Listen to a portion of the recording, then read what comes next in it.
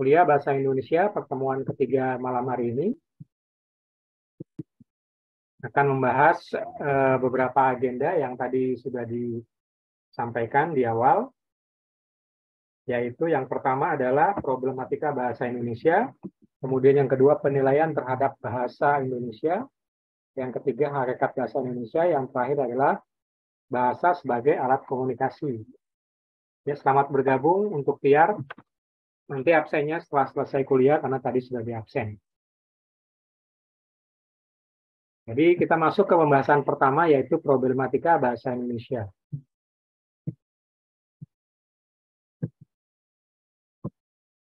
Bahasa Indonesia memperkaya dirinya dengan mengambil unsur bahasa daerah dan bahasa asing, atau kita lebih kenal sebagai bahasa serapan.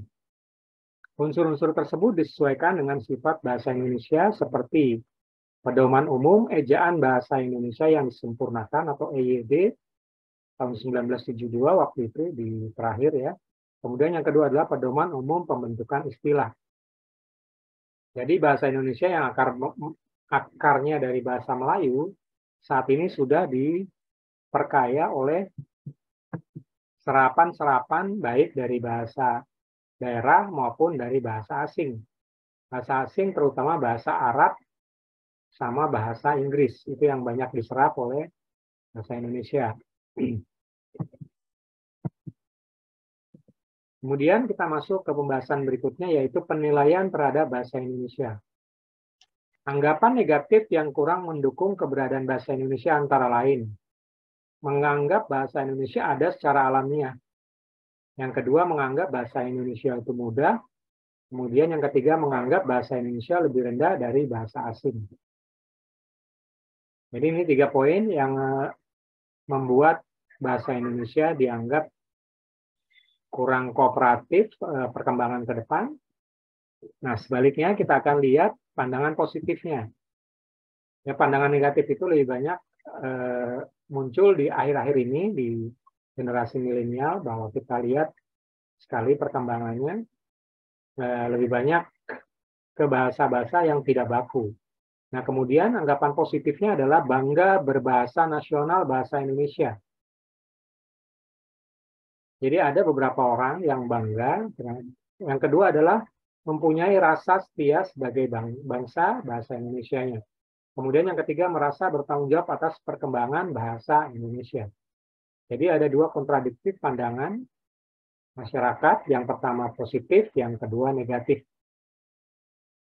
Nah, sebagai generasi muda sudah sewajarnya kita bertanggung jawab untuk menjaga kelanggengan bahasa Indonesia, karena salah satu fungsinya adalah sebagai bahasa persatuan.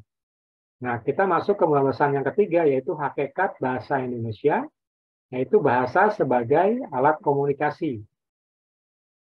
Ada 2 cabang di situ, yang pertama yang bersifat verbal, yang kedua bersifat non-verbal. Verbal ada 2 cabang juga di situ, ada yang sifat lisan, yang kedua adalah tertulis. Kemudian non-verbal artinya tidak diucapkan.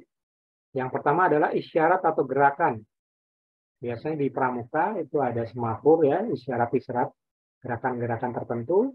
Kemudian yang kedua pakai ekspresi wajah. Jadi kita bisa mengenali seseorang berbahasa dengan ekspresi wajah. Misalnya dia marah, sedih, kecewa. Kemudian kontak mata. Nah, ini kontak mata itu sangat sulit untuk dipahami karena memang agak sulit untuk membaca mata. Tetapi bagi orang yang sudah terbiasa itu sangat mudah, terutama psikolog bisa membaca kontak mata apakah orang tersebut percaya diri atau tidak, atau menyatakan bahasa yang lain. Kemudian yang ketiga adalah sentuhan.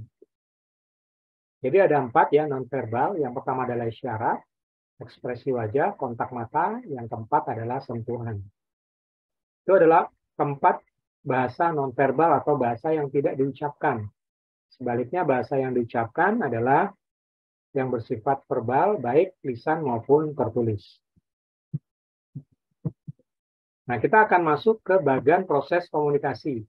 Nah, akhir-akhir ini kita mungkin sering mendengar istilah encoding atau decoding, terutama kursus-kursus yang banyak menjamur sekarang, ya, kursus coding-coding itu sebenarnya adalah akarnya dari pembahasaan bahasa ke dalam sistem komputer.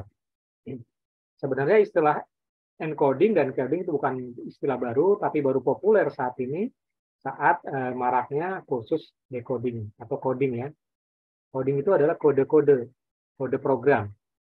Nah, di sini ada alur bagan mengenai encoding dan decoding. Kita lihat yang pertama adalah idea atau ide, gagasan.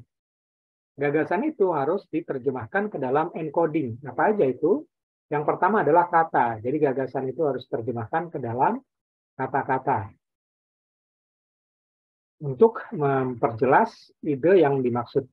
Yang kedua, cara menjelaskan ide adalah dengan gambar. Biasanya pekerja-pekerja kreatif, ya, di rumah produksi biasa memvisualisasikan dengan gambar, atau seniman patung atau seniman lukis, atau mungkin juga untuk pekerja arsitektur atau sipil itu biasa menggunakan gambar untuk menggambarkan ide-idenya. Kemudian yang terakhir adalah dengan tindakan. Tindakan-tindakan tertentu bisa mencerminkan ide dari seseorang. Nah, itu adalah penerjemahan dari ide dengan encoding tadi, ya. Ada kata, gambar, dan tindakan. Nah, sekarang bagaimana pengirimannya atau delivery ke penerima? Kata itu tentu dengan berbicara. Jadi kata-kata itu disusun menjadi satu topik pembicaraan untuk diterjemahkan menjadi satu gagasan atau ide yang diterima oleh pendengar. Kemudian kalau gambar bisa diterjemahkan lebih detail dengan menulis. Artinya gambar itu diberikan keterangan. Kemudian tindakan sebaliknya bisa diberikan lebih ekspresif lagi dengan gambar-gambar atau kode-kode. Bisa kita lihat icon, ya, di WA, ada senyum, kemudian sedih. Itu adalah salah satu delivery, tindakan untuk menggambarkan ide-ide apa yang akan disampaikan melalui encoding tadi. Nah, sekarang bagaimana penerimaan dari seseorang terhadap encoding tadi? Kalau kata, tentu penerimaannya dengan cara mendengar. Kemudian, kalau tulisan tentu dengan membaca. Kemudian gambar itu dengan cara mengamati. Kemudian tindakan-tindakan sama dengan tindakan. Nah, nanti dari penerimaan ini akan diterjemahkan ke dalam decoding oleh si penerima. Jadi dia menerima encoding, kemudian dikirimkan atau di-delivery, kemudian dia terima dan diterjemahkan menjadi decoding. Decoding atau tindakan-tindakan hasil dari penerimaan. Ya, gitu sih. Jadi sebenarnya coding-coding khusus itu adalah asal mulanya dari bahasa. Pengkodean mengkomunikasikan bahasa-bahasa tertentu. Nah, kalau yang sekarang marak adalah bahasa teknologi.